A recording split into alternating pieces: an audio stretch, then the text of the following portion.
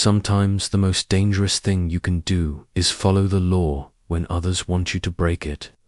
Unknown, the body camera footage would later be viewed 47 million times.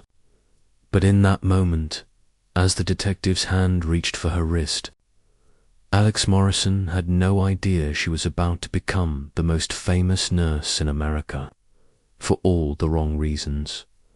If stories like this move you, consider subscribing. Your support helps us bring these forgotten voices to light. Like and follow for more. The morning of July 26, 2017, had started like any other Tuesday at University Hospital in Salt Lake City. Alex Morrison arrived at 6:45 a.m., 15 minutes before her shift officially began, because that was what 12 years in critical care nursing had taught her to do. The extra minutes meant checking supplies, reviewing overnight reports, and mentally preparing for whatever trauma the day might bring through the emergency room doors. At 34 years old, Alex had seen nearly everything a level 1 trauma center could throw at her. Gunshot wounds, overdoses, car crashes, heart attacks. She'd treated them all with the same calm efficiency that had earned her the quiet respect of doctors, paramedics, and fellow nurses throughout the hospital. Her colleagues knew her as someone who didn't panic, who followed protocols precisely, and who advocated fiercely for patients when they couldn't advocate for themselves.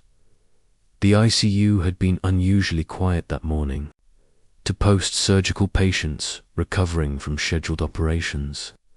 One elderly man with pneumonia and an empty bed waiting for whatever emergency might arrive. Alex spent the early hours checking vitals, adjusting medications, and documenting everything with a meticulous attention to detail that separated good nurses from excellent ones. Alex was updating a patient chart when the call came through on the hospital radio. Motor vehicle accident, multiple victims, critical injuries, ETA, 7 minutes. The announcement triggered the practiced response that trauma centers had perfected over decades of emergency medicine. Staff mobilized to their designated positions, equipment was prepared, and the empty ICU bed suddenly had a purpose. But no one knew yet that this particular accident would be different. The accident victim arrived at 10:17 a.m., unconscious and intubated, with injuries consistent with a high-speed collision. William Peterson, a 52-year-old construction worker, had been driving through an intersection when another vehicle ran a red light and struck his truck broadside. The impact had been severe enough to deploy his airbags and leave him unconscious at the scene. Paramedics had stabilized him at the accident site and transported him to University Hospital's trauma center, where a team of doctors and nurses worked to assess the full extent of his injuries. The preliminary examination revealed a severe concussion, multiple broken ribs, and internal bleeding that would require immediate surgery. But Peterson was alive, and the trauma team was confident they could keep him that way. Alex had been assigned to his care, monitoring his vital signs and administering medications according to the protocols that governed emergency medicine in situations like this. Peterson couldn't speak, couldn't move, couldn't make decisions about his own care. That was why the hospital had policies, carefully crafted rules designed to protect patients who were vulnerable, unconscious, and completely dependent on the medical staff surrounding them.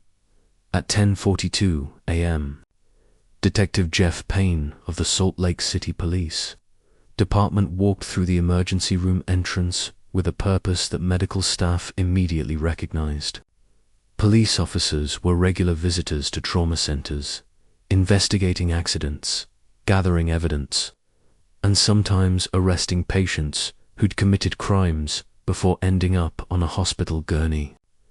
But something about Payne's demeanor that morning suggested this visit would be different. The detective had arrived with a specific objective. He needed a blood sample from William Peterson. The accident investigation had revealed that Peterson's vehicle had been involved in a police pursuit earlier that morning, though Peterson himself was not a suspect in any crime. Another driver, fleeing from police, had caused the collision that put Peterson in the ICU. But to complete their investigation and potentially strengthen their case against the fleeing suspect, police wanted Peterson's blood tested to definitively prove he had no drugs or alcohol in his system at the time of the crash. It was a reasonable investigative goal. But Detective Payne had arrived without some of the documentation that hospital policy required. Before drawing blood from unconscious patients, Alex was checking Peterson's monitors when she noticed a detective speaking with the charge nurse at the central station. Their conversation was quiet at first. Professional exchanges between people who regularly worked together in the complicated intersection of law enforcement and emergency medicine. But the tone shifted quickly. The charge nurse's body language changed, shoulders tensing, head shaking in small, definitive movements that indicated disagreement. The charge nurse called Alex over. Hospital protocol required that blood draws from unconscious patients follow one of three specific conditions. Either the patient had to be under arrest, which Peterson was not, or police needed a valid warrant signed by a judge which Detective Payne had not obtained, or the patient needed to provide informed consent, which was impossible since Peterson was intubated and unconscious. These weren't arbitrary rules created by bureaucrats to frustrate law enforcement. They were legal protections developed over years of litigation, medical ethics discussions, and constitutional law interpretations. The Fourth Amendment protected citizens from unreasonable searches and seizures, and courts had repeatedly ruled that forcibly drawing blood from an unconscious person without proper legal authorization violated that protection. Alex explained this to Detective Payne with the same calm professionalism she brought to all patient care situations. She wasn't being difficult or obstructive. She was following hospital policy that existed to protect both patients and medical staff from legal liability. If the detective could return with a warrant, or if Peterson regained consciousness and provided consent, or if Peterson was placed under arrest, then the hospital would gladly cooperate with the blood draw. But without meeting one of those three conditions, Alex could not legally draw blood from her patient. What happened next would shock everyone watching. Detective Payne's frustration became immediately apparent. His voice rose, echoing through the emergency room in a way that made other staff members turn and look. He insisted that he needed the blood sample for his investigation. He suggested that hospital policies shouldn't interfere with police work. He implied that refusing his request was somehow obstructing justice. Alex remained calm, though her heart rate had begun to accelerate in the way it did when situations started spiraling beyond normal parameters. She had handled difficult people before: agitated family members, angry patients, even other law enforcement officers who didn't understand medical protocols. But something about this confrontation felt different, more volatile, more dangerous. The charge nurse stepped in, attempting to de-escalate the situation by offering to call hospital administration. University Hospital had a risk management department, specifically trained to handle these kinds of conflicts between medical protocols and law enforcement needs.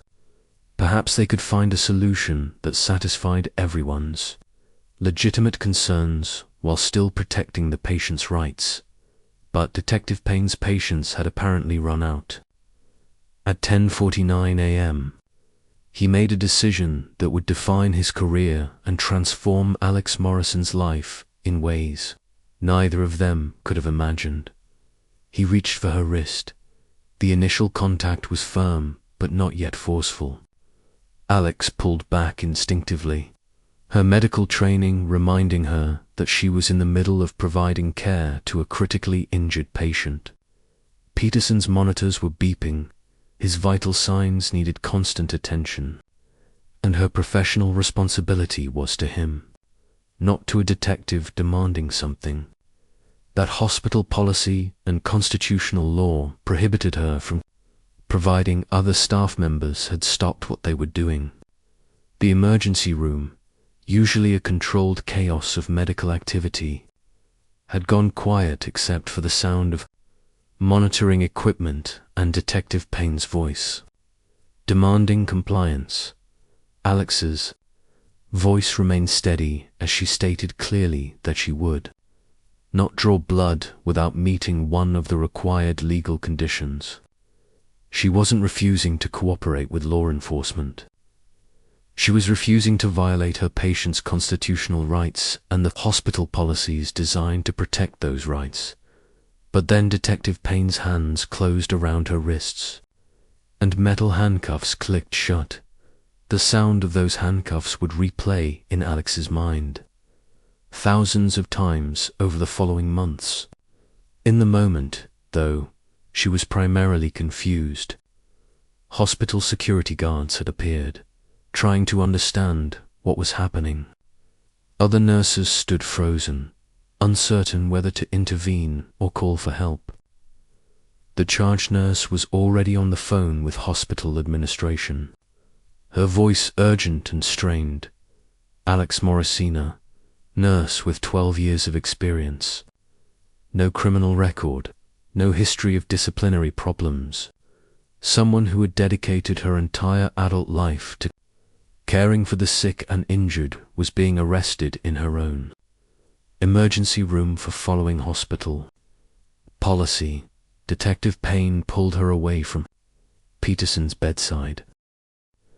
The patient's monitors continued their steady beeping, unchanged and unconcerned with the human drama unfolding around him. Alex's mind was racing, trying to process what was happening, while simultaneously worrying about her patient, who was now without a nurse to monitor his critical condition. The detective dragged her toward the exit, and that was when Alex's professional composure finally broke. She screamed. Not in pain, the handcuffs weren't tight enough to hurt, but in frustration, fear, and outrage at the absolute wrongness of what was happening.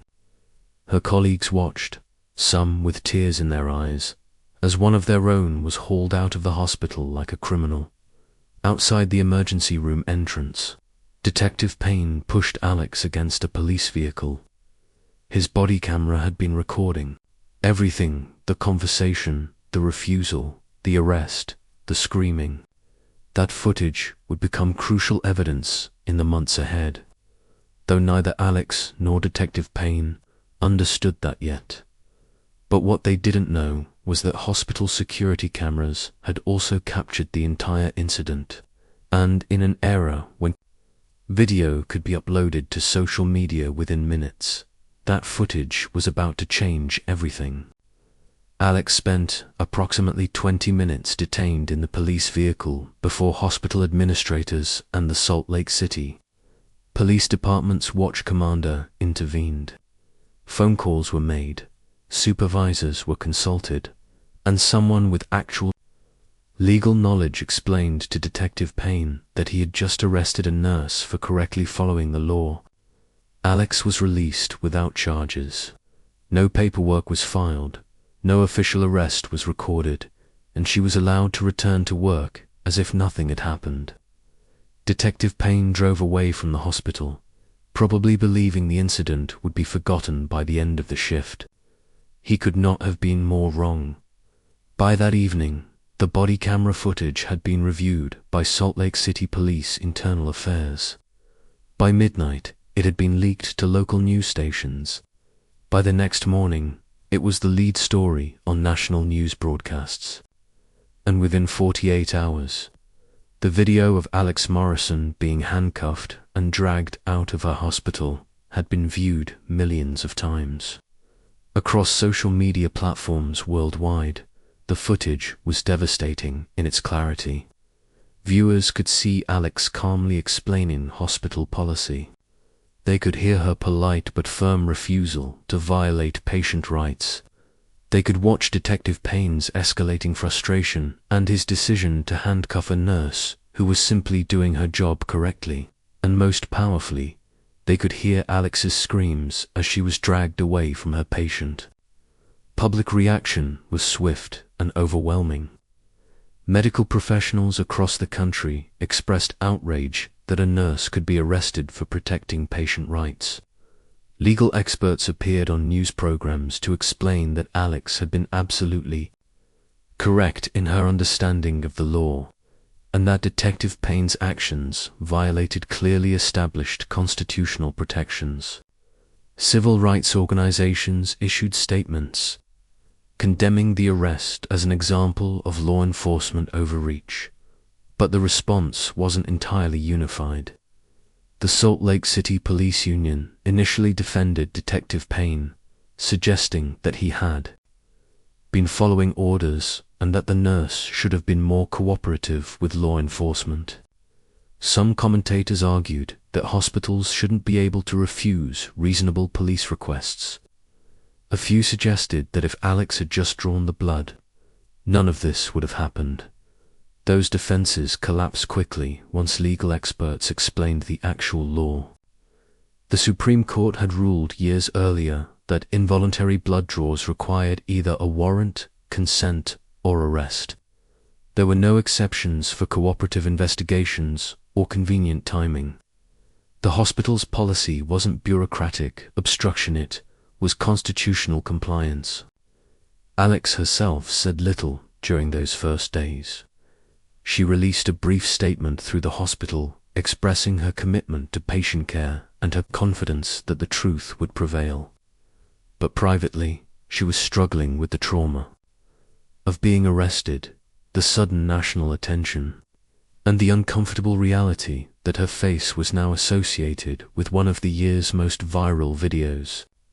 But the public humiliation was just the beginning. The real impact was still unfolding behind closed doors.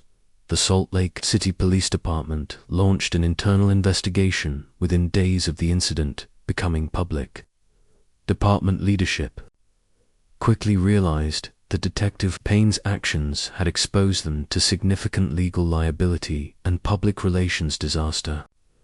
The department's own policies required officers to obtain warrants for blood draws from non-suspects. But Payne had ignored those policies based on what he later claimed was confusion about the specific circumstances. Hospital security footage revealed additional details that made the situation even worse for the detective.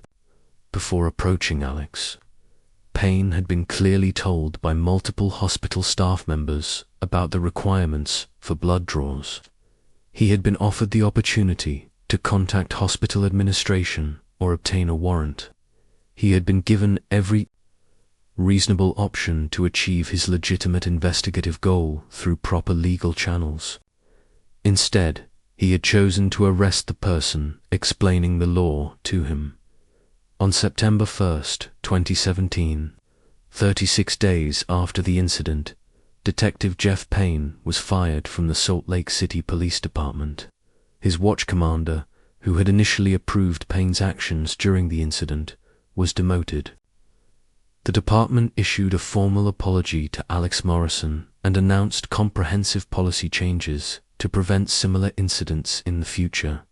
But for Alex, the damage had already been done in ways that went beyond the few minutes she spent in handcuffs.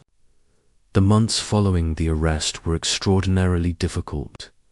Alex continued working at University Hospital, but the incident had changed her relationship with her profession in fundamental ways.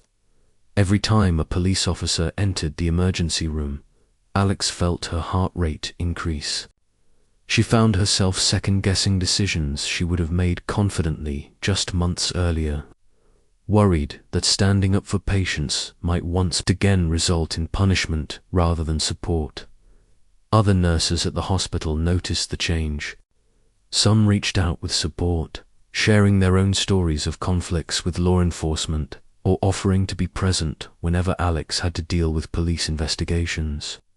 But others seemed to pull away, as if proximity to someone who'd been at the center of such controversy might somehow put their own careers at risk. The hospital administration publicly supported Alex throughout the ordeal. They confirmed that she had followed policy correctly and that the arrest was unjustified. But privately, some administrators worried about the attention the incident had brought to the hospital and the potential for future conflicts with law enforcement agencies that the hospital needed to maintain productive relationships with.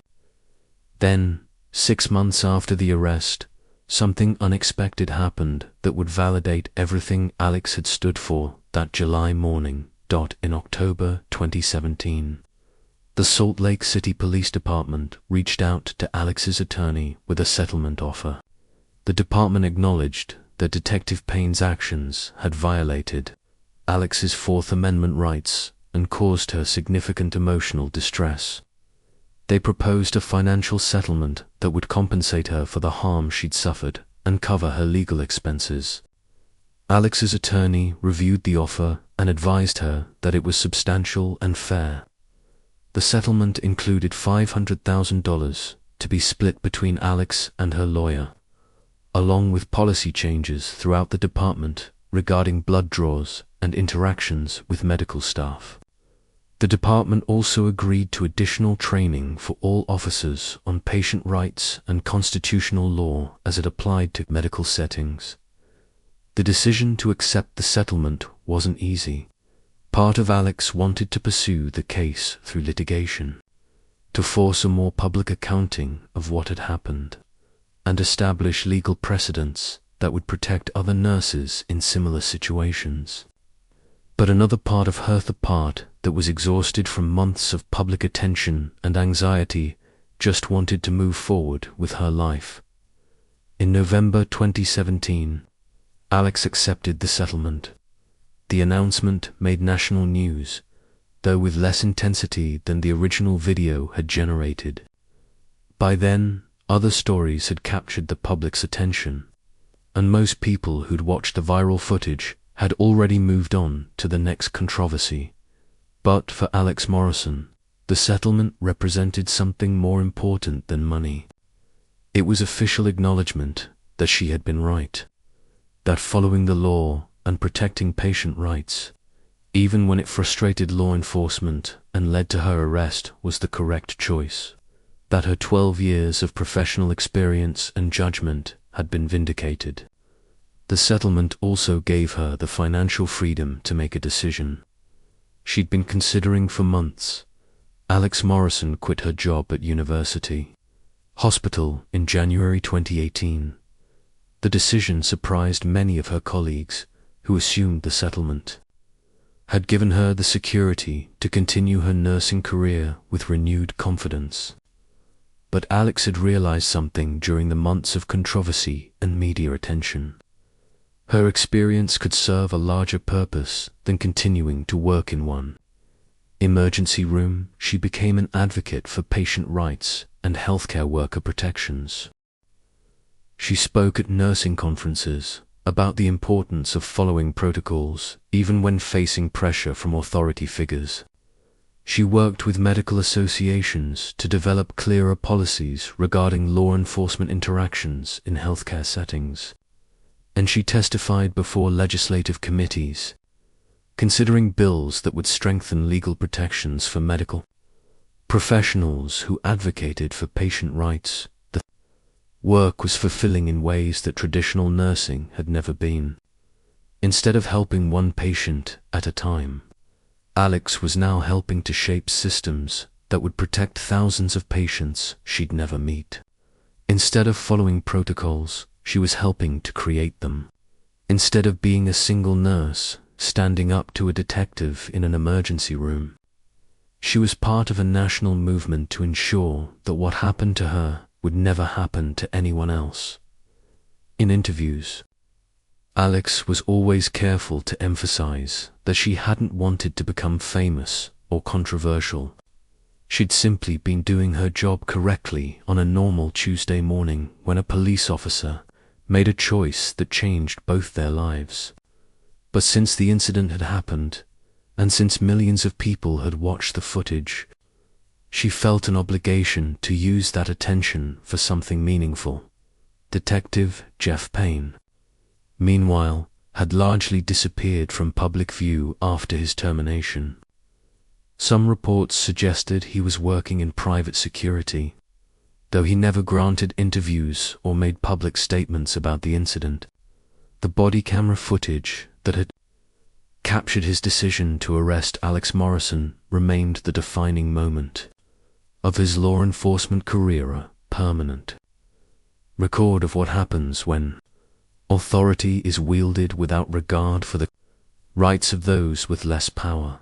3 years after the arrest, in July 2020, Alex participated in a documentary about police interactions with medical professionals.